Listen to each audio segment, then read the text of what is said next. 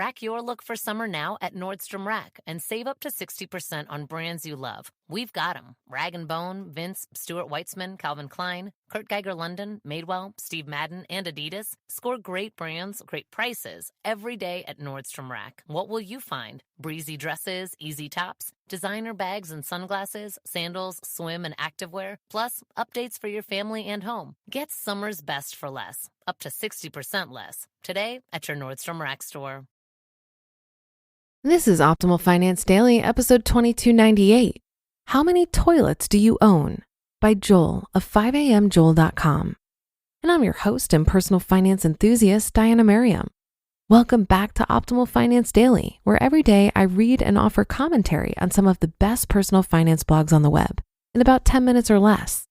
So with that, let's get right to it as we optimize your life. How Many Toilets Do You Own? By Joel of 5amjoel.com. Newbie. Real estate investing sounds so cool. How many rental properties do you own? Me. I own 22 toilets. Newbie. Huh? I was asking about your rental houses. Me. I know. Let me tell you. Somewhere in Texas, there are 22 toilets that I own. Right now and throughout the day, people are shitting in them, flushing them, clogging them, abusing them, peeing all over them, breaking them, and I'm the lucky landlord that gets to fix them and pay maintenance. Newbie. Wow, I guess owning rentals isn't so glamorous after all. Maybe real estate isn't for me? I've had this conversation many times. When young people hear that I own a few rental properties, their eyes light up. From the outside, real estate investing can sound so sexy and cool. But the truth is that the term rental property is covered with glitter.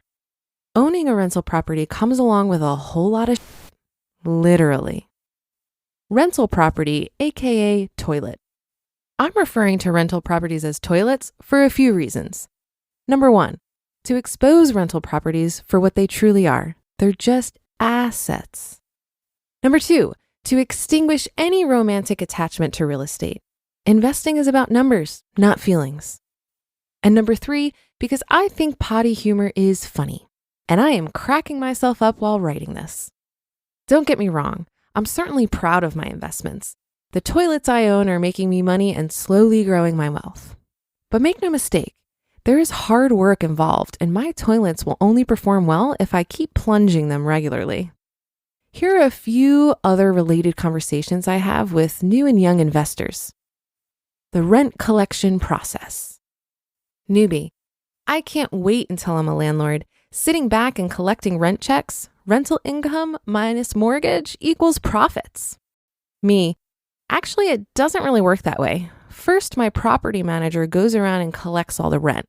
Next, she puts all the money into a big bag at her office. Then she invites everyone from the neighborhood to come over and stick their hand in that bag. One by one, they each grab a handful of money, and my property manager also grabs a large chunk herself. If there's anything left over at the end, I get to keep that amount. Newbie. So how much do property owners actually make in the end? Me. Well, out of the 6-figure income that my toilets generate each year, about 75 to 80% of that money is flushed away with expenses. I pay approximately $1.07 to bank interest, 60 cents for taxes, 18 cents for insurance, and about $1.14 in miscellaneous maintenance every time someone flushes one of my toilets. Yep, that's a total of $2.99 per flush. Newbie. Wow, I never thought about all the expenses involved. It's common for new investors to misunderstand the cash flow process of a rental business. I was clueless when I first started out. The biggest realization that I learned is that landlords actually get paid last, not first. Before buying any new investment property, it's imperative that all ongoing maintenance, repairs, and any potential disasters are accounted for. If you underestimate expenses, there will be no money left in the bag for you at the end of each rent cycle. More toilets equals more profits? Newbie. Properties are too expensive in my area. Instead of buying one rental property for $200,000, I'm going to buy 4 rental properties in the Midwest for $50,000 each. Houses are cheaper over there, so I can own more of them. Me, why not buy 20 houses all worth $10,000 each? Newbie, great idea. Me, I'm kidding. Cheap is a relative term. 4 small toilets are not better than 1 big toilet. Quality will always trump quantity. I fell into this line of thinking when I first started out. My initial goal was to own 100 rental properties. Why 100? I just picked that goal out of thin air because I thought owning more would be better than owning less. But over time, I learned that a couple good quality investments will outperform many average ones. I now carefully take the time to evaluate and select rental properties instead of looking at what's cheap and easy. Just remember, cheap and easy toilets come with more skid marks. As seen on TV. Newbie, I'm saving up to buy a rundown house in Florida. Plan is to fix it up, redo the kitchen, paint it, and like that, and then sell it for twice what I bought it for. Booyah! Me, nice. How many kitchens have you remodeled before? Newbie, none. Me, ever painted a house before? Newbie, no. Me, do you have any construction, handyman, electrical, appliance installation, design, painting, or concrete pouring experience whatsoever? Newbie, I guess not. They make it look so easy on TV.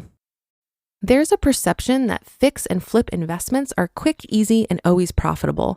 Some people even think fixing ugly houses is a fun couples activity that magically improves their relationship with their spouse.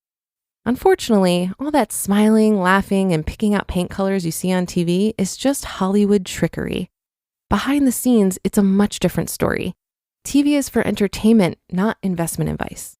Instead, if you want to learn about rehabbing a house, start by reading the book on flipping houses, going through houseflippinghq.com, and listening to the House Flipping HQ podcast. 92% of people lose money on their first flip. I made the statistic up, but trust me, it's a very high number. Everyone begins somewhere. By now, you're probably thinking I'm being a negative Nancy who's trying to deter people from real estate investing. That's not the case at all. In fact, it's the opposite. I want more new investors to be successful in real estate. Everybody starts out as a beginner. In many respects, I'm still a newbie. Writing harsh truths is just my way of helping people get their head out of the clouds. I'm hoping to shorten the learning curve and save folks from making rookie mistakes. From now on, I promise to start writing about more positive real estate experiences. I'll share all the downsides and creepy stories on my new blog I just created, 5amtoilet.com.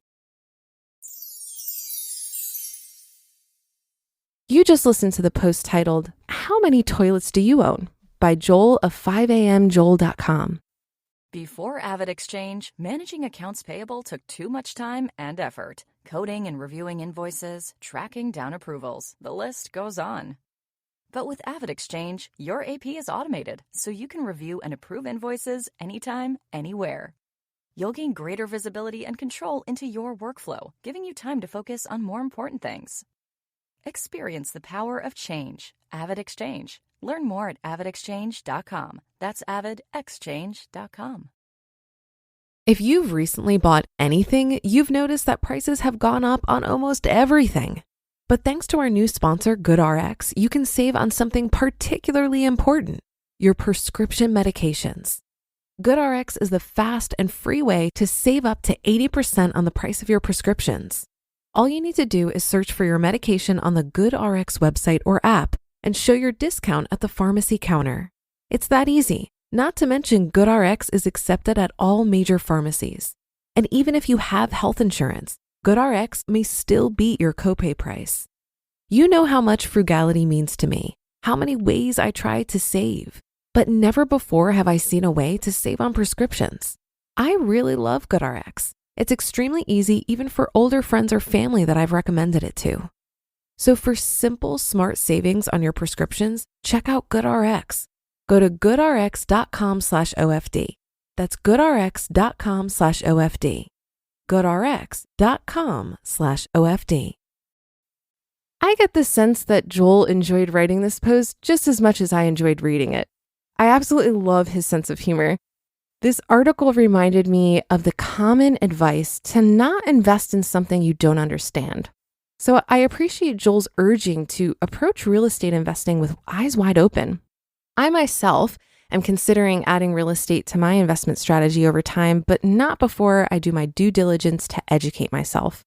I also think his advice is applicable to home ownership in general. I'm a fairly new homeowner myself, and considering the cost of maintenance and repairs definitely went into my decision. It's important to remember that all investing comes with risk, so aligning your investment strategy with your unique set of skills, preferences, and circumstances is key. And that should do it for today. Have a happy rest of your day, and I'll be back with our weekly bonus episode in just a second. So I'll see you there, where your optimal life awaits.